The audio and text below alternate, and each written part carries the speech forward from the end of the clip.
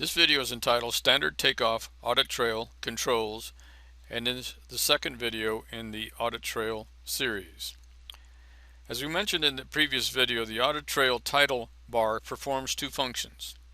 First, it is used to identify the information displayed in each of the columns in the list. Some of the column titles will also act like a button and display tools to modify the contents of the columns or to change the format of the information displayed. The multifunction titles are identified by yellow, purple, and orange icons. The yellow icon button.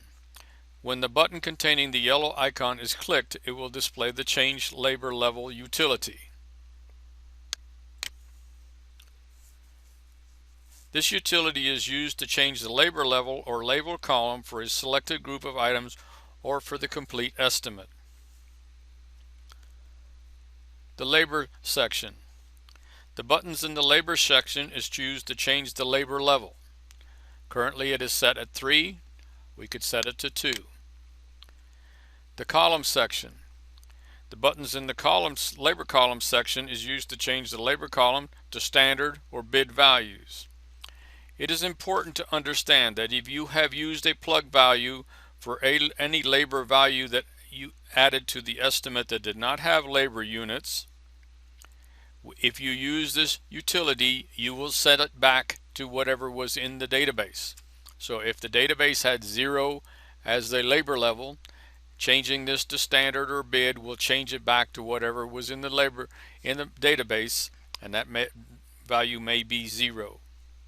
Change scope.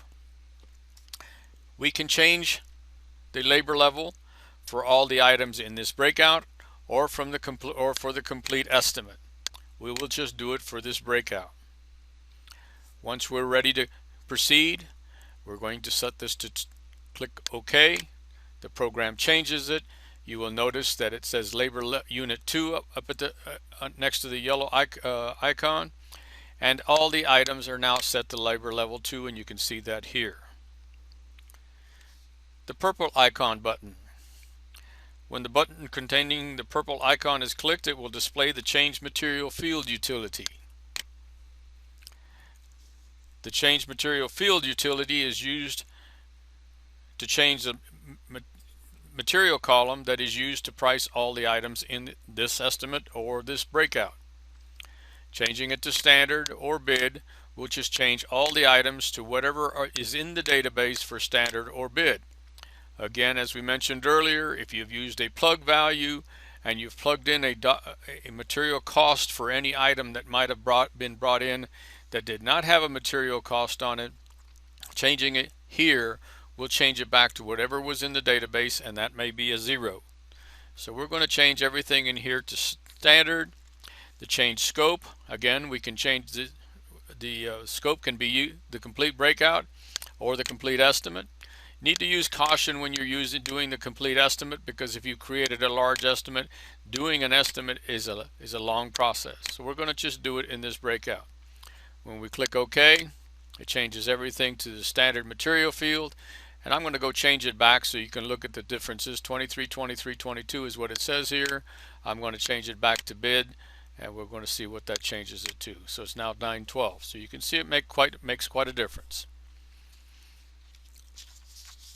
The orange icon. The orange icon will simply change the unit price to extended price for that column. All it does is change modifies this so it displays the extended price.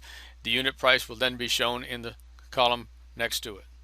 If I go back, it shows unit cost and unit price. If I click on unit price, it shows unit price and extended price. This completes the Standard Takeoff Audit Trail Controls video.